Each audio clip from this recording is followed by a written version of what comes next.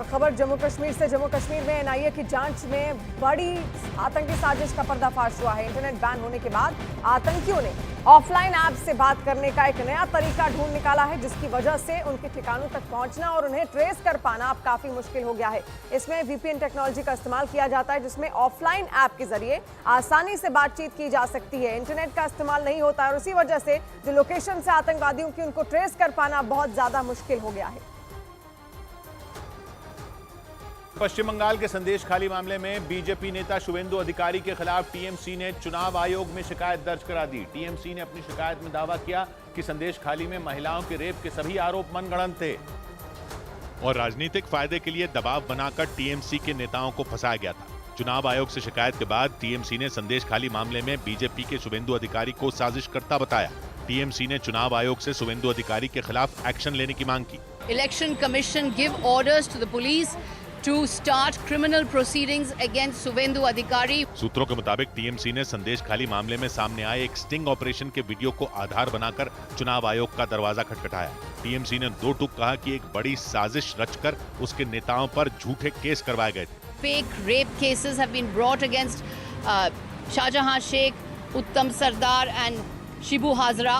संदेश खाली में टीएमसी नेता शाहजहां शेख और उनके दो साथियों शिबू हाजरा और उत्तम सरदार पर महिलाओं का गैंगरेप और उनकी जमीन हड़पने का आरोप लगा था और बीजेपी ने इसे मुद्दा बनाकर टीएमसी के खिलाफ मोर्चा खोल दिया। हालांकि बाद में कलकत्ता हाईकोर्ट ने 10 अप्रैल को संदेश खाली मामले की जांच सीबीआई को सौंप दी थी। पश्चिम बंगाल सरकार ने मामले की जांच सीबीआई से कराने के निर्देश के खिलाफ सुप्रीम कोर्ट में याचिका लगाई थी। ममता बनर्जी की पार्टी टीएमसी पहले दिन से यह दावा कर रही थी कि संदेश खाली का मामला पूरी तरह फर्जी है, जबकि बीजेपी ने दावा किया कि सत्ता का इस्तेमाल करके टीएमसी नेता शाहजहां शेख और उसके साथियों ने न सिर्फ संदेश खाली में लोगों की जमीनें हड़प ली बल्कि महिलाओं का रेप किया था।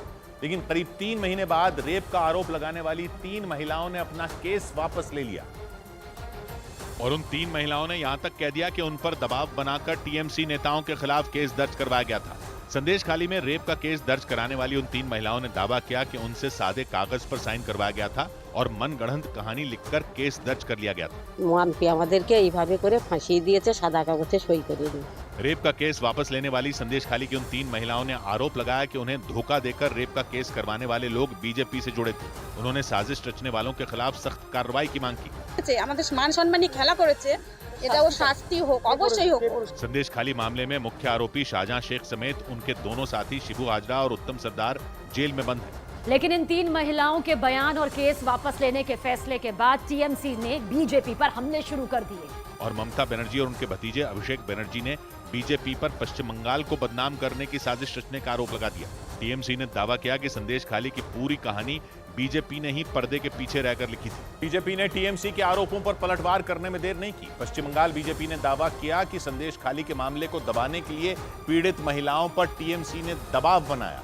बीजेपी ने संदेश खाली पर किए गए स्टिंग ऑपरेशन के वीडियो को भी खारिज कर दिया और सीधे सीधे आरोप लगाया कि टीएमसी इस मामले में महिलाओं के केस को कमजोर करने के लिए षड्यंत्र रच रही है। बीजेपी नेता शुवेंदु अधिकारी ने मुख्यमंत्री ममता बनर्जी पर जोरदार हमला बोला। बीजेपी नेता अमित मालवीय ने सोशल मीडिया पर एक पोस्ट करके ममता बनर्जी और पश्चिम बंगाल पुलिस पर गंभीर आरोप लगाए। उन्होंने दावा किया कि पश्चिम बंगाल के डीजीपी ने दबाव बनाकर संदेश खाली की पीड़ित महिलाओं को केस वापस लेने पर मजबूर किया। अमित मालवीय ने आरोप लगाया कि रेप के आरोप से शाहजहां शेख को बचाने के लिए ममता बनर्जी ने पुलिस का गलत इस्तेमाल किया। संदेश खाली के मुद्दे को बीजेपी ने लोकसभा चुनाव के दौरान पूरी तरह भुनाने की कोशिश की और वहां होने वाली हर चुनावी जनसभा और रैली में उस मुद्दे को बीजेपी के नेताओं ने उठाया। संदेश खाली मामले के जरिए बीजेपी ने ममता बनर्जी पर मुस्लिम समुदाय